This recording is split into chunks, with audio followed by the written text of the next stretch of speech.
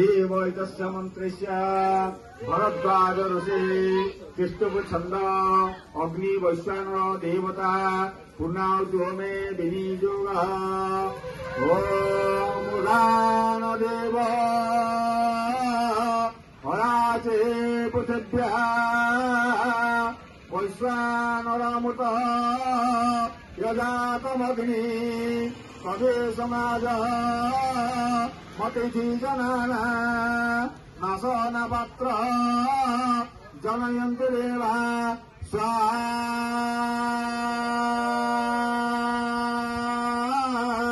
इदं पुण्यवौषधः। ओम श्री विष्णुवे नमः।